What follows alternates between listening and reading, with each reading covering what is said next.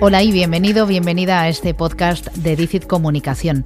Bien, hoy quiero contarte que hay una habilidad que debemos desarrollar todos los profesionales que estamos escuchando este podcast, todos los que me estéis escuchando ahora mismo. Tenéis una habilidad que antes o después, a lo largo del ejercicio de vuestra profesión, la debéis desarrollar sí o sí. ¿Por qué es tan importante hablar, pero hablar bien en público, aprender esta habilidad? Bueno, hoy en día prácticamente todos durante el ejercicio de nuestra profesión debemos hablar en público.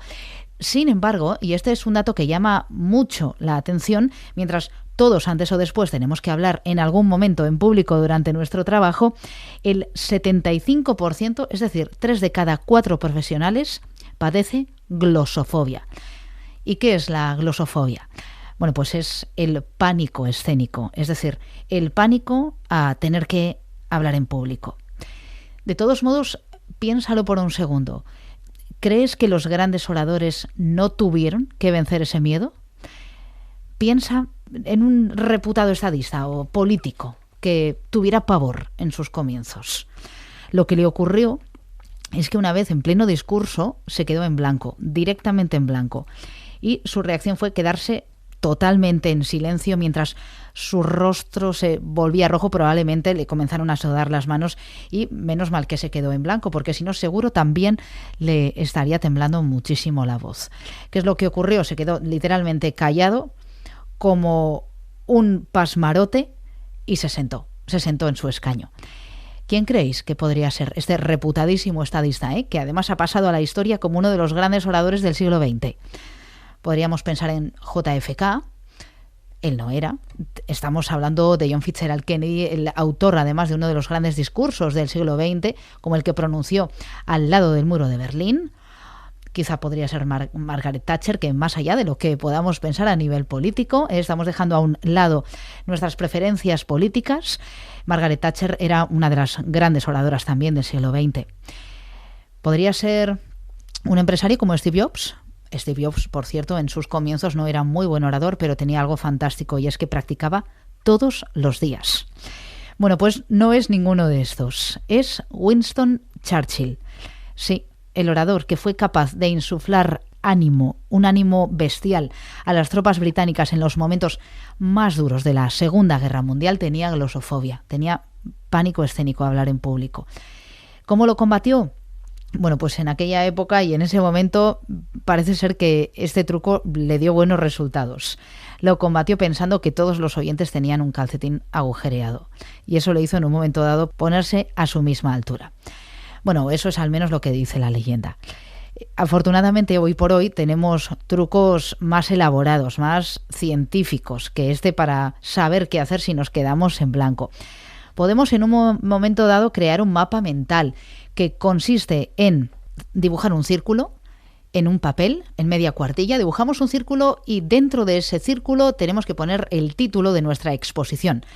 A partir de ahí lo que tenemos que dibujar son diferentes flechas en el sentido de las agujas del reloj. Un máximo de 10 flechas, más no, porque serán muchas ideas. Y lo que tenemos que hacer es tener la cuartilla y en cada una de esas flechas escribir o bien una palabra clave de la idea o bien una frase entera que nos ayude a recordar qué es lo que queremos decir. Y eso sí, tenemos que ir escribiendo las ideas en orden cronológico y leerlas conforme van las agujas del reloj. Eso es algo que podemos hacer, un mapa mental, que es algo que utilizan muchos oradores. Otro truco, una pausa de hasta 7 segundos. Es válido. 7 segundos de silencio. No tengas miedo al silencio. Y si tienes miedo al silencio, puedes escuchar el podcast dedicado a este punto que realicé hace algún tiempo. También las personas que nos quedamos en blanco, porque a todos nos ocurre, podemos repasar los puntos más importantes de nuestro discurso. De este modo estaremos ganando tiempo hasta que nos llegue la siguiente idea. Y si aún así nos quedamos en blanco y no nos llega la siguiente idea, no pasa nada. Pasemos a la siguiente, no pasa nada. Recuerda algo fundamental. Solo nosotros sabemos cuál es el orden de los argumentos. Nuestros oyentes, no. De modo que si pasamos al siguiente punto y un ratito después nos llega esa idea, y además era una idea importante, potente de nuestro discurso, regresamos a ella con un conector del tipo: me parece destacado que podamos mencionar ahora en este momento, o viene una idea importante que quiero que de algún modo os quedéis con ella. O bien, vamos ahora con este punto, con este otro punto. Es decir, se trata de algún modo de tener algunas frases que sirvan de gancho para poder regresar a esa idea que antes se nos ha olvidado.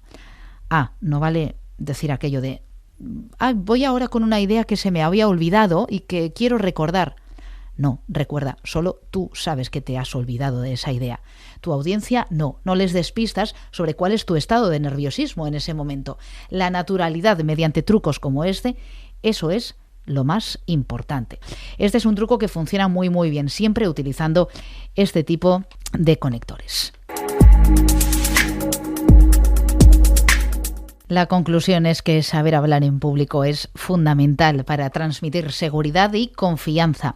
Todo se basa, recuerda esta idea, todo se basa en vuestra capacidad, en tu capacidad de comunicar, en esa capacidad de crear un discurso potente y transmitirlo con confianza.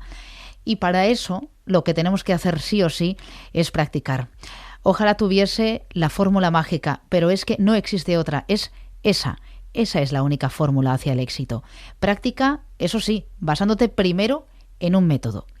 Y eso es lo que practico contigo en los talleres que llevo a cabo cada cierto tiempo en Dicit Comunicación. Tú practicas y yo pongo en tus manos el método que he desarrollado a lo largo de estos 18 años trabajando en la radio.